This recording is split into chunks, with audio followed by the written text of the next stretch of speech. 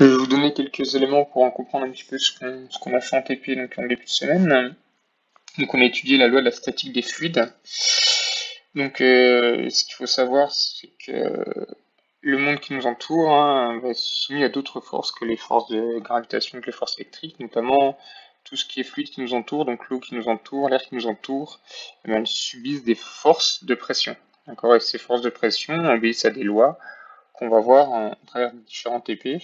Donc là, c'est la loi de la statique des fluides, okay, qu'on va étudier, qu'on va vérifier expérimentalement et qu'on va appliquer donc à Alfred, qui s'est fait offrir une belle montre.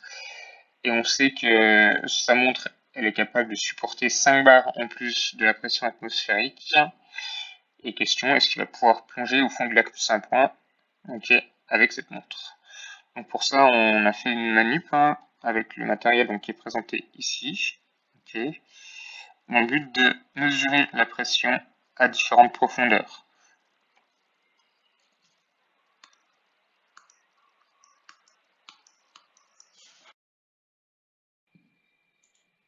Donc la manip, donc voilà ce que ça donne. Donc on plonge une baguette à chaque fois dans l'eau au niveau de la graduation et on lit la valeur, voilà, donc tous les 10 cm, on lit la valeur du pressiomètre sur l'écran d'ordinateur. On a ici donc le tableau des résultats de la pression ici en fonction de la profondeur.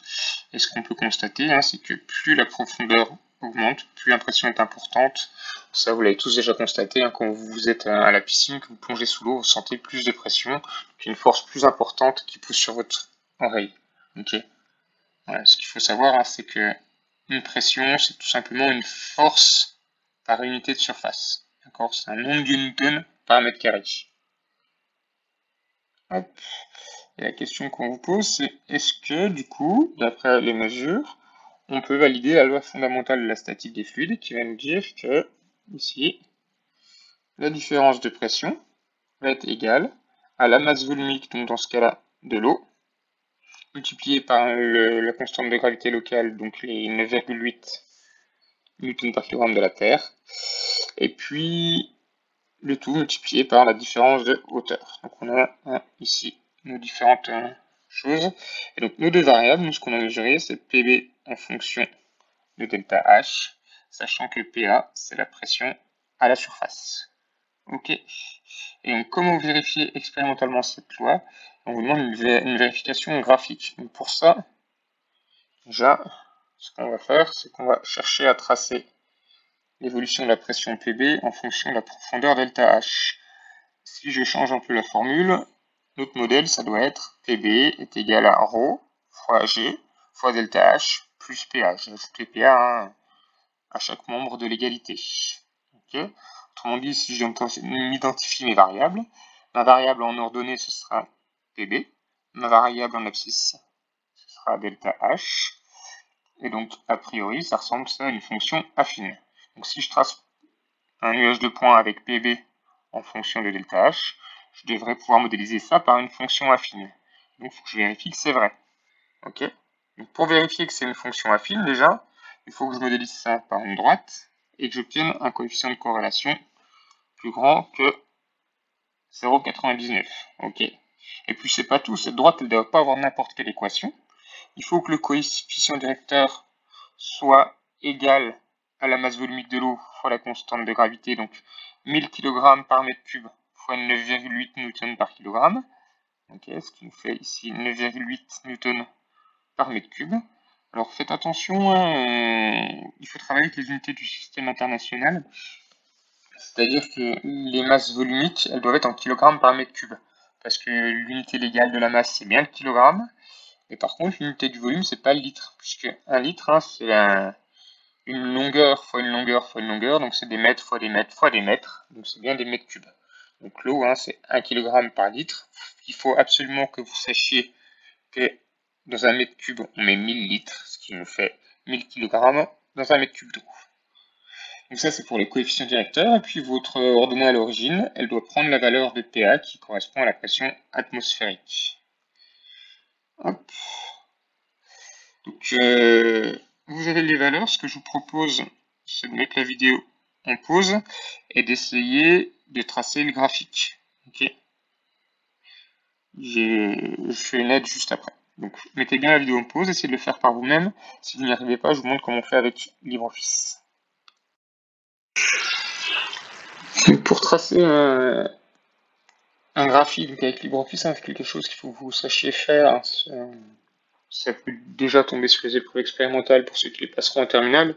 Et puis dans la vie de tous les jours, c'est quelque chose que vous serez peut-être amené à faire quand vous travaillerez, quel que soit le domaine. Donc, on peut commencer par sélectionner case. On fait insertion, diagramme.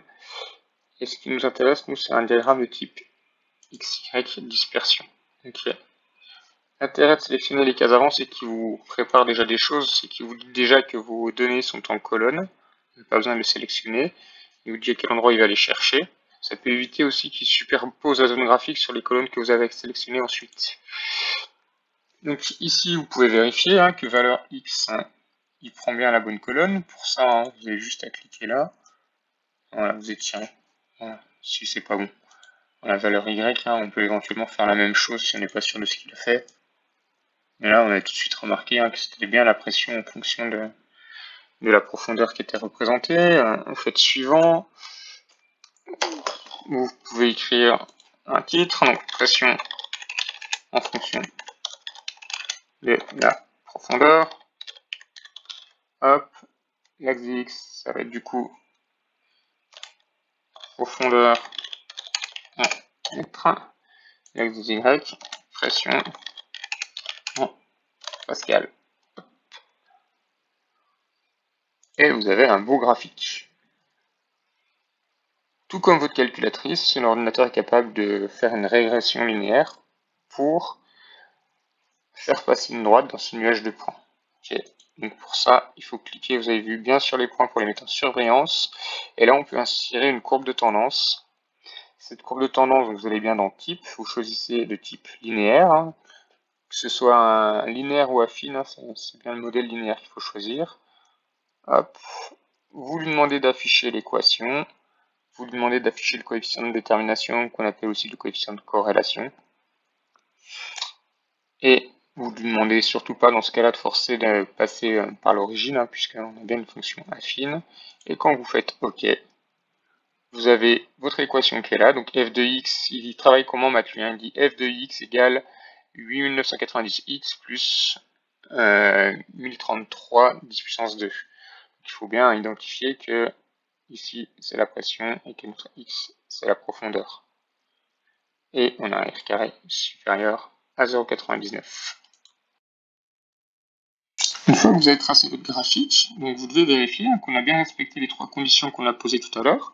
Donc la première chose, c'est que vos points ils sont quasiment parfaitement alignés, puisqu'on a un coefficient de corrélation qui est bien supérieur à 0,99. Et maintenant, il faut commenter les valeurs du coefficient directeur et de leur donner à l'origine. Alors, leur donner à l'origine, pour commencer, on devait trouver 1038 fois 10 puissance 2 pascal. On trouve 1033 fois 10 puissance 2. A priori, on pourrait dire que c'est acceptable. Si on regarde le coefficient directeur, cette fois-ci, on trouve donc 9,0 si j'arrondis fois 10 puissance 3, au lieu de trouver 9,8 fois 10 puissance 3.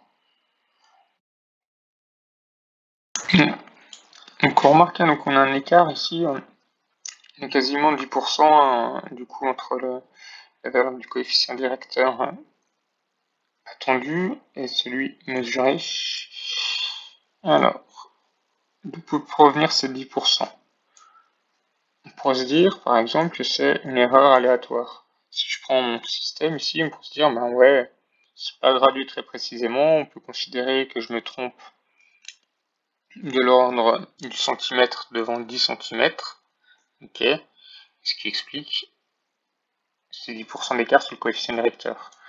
C'est pas forcément la meilleure réponse à apporter, puisque ce serait plutôt une erreur de type aléatoire ici. Ok, c'est-à-dire qu'on aura des points qui sont peut-être un peu plus dispersés. Ces 10% ils sont liés à une erreur systématique qu'il faudrait chercher et identifier. Je n'ai pas encore forcément trouvé, j'ai peut-être une piste, mais faut voir. En tout cas, voilà, on est bien dans le bon ordre de grandeur. Quand on peut dire que la loi est plutôt vérifiée. Ce qui nous permet éventuellement de faire l'application numérique avec notre ami Alfred, donc qui veut plonger lui au fond du lac Saint-Point. Et si on prend les données, hop, ça montre, il y a une inscription dessus qui dit qu'il ne faut pas dépasser 5 bars. Ok. Et on vous dit que ces 5 bars, en fait, c'est pas 5 bars de pression, mais c'est bien une pression relative, c'est-à-dire une surpression par rapport à la surface atmosphérique. Autrement dit, ce qui vaut 5 bars, c'est pas PB, mais c'est PB. Il faut 5 bars. Allez, je vais rajouter un chiffre significatif. Évidemment, le constructeur de mes montres, lui, s'embête pas avec les chiffres significatifs. Alors, si je veux évidemment utiliser la loi de la statique des fluides, il faut transformer ça en Pascal. Alors, Pascal, c'est tout petit, hein, c'est une toute petite unité de pression. Ok. Donc, Pascal, 1 bar, ça fait 100 000 Pascal. Donc, 5 bars, c'est 5 fois 10 puissance 5 Pascal. Ok. Et le but, c'est de trouver delta H. Donc là, il faut faire le calcul proprement. Vous écrivez la loi de la statique des fluides, PB moins PA égale ρ de l'eau fois G fois delta H. Et là, vous faites ça proprement comme vous avez appris à le faire en mathématiques. On remarque qu'on a des membres encore avec que des multipliés. Donc pour les éliminer, il faut diviser par ρ fois G dans le membre de droite.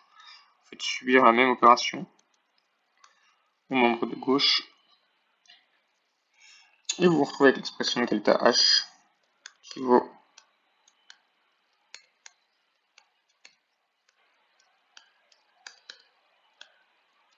et vous devez trouver qu'on peut plonger jusqu'à 51 mètres.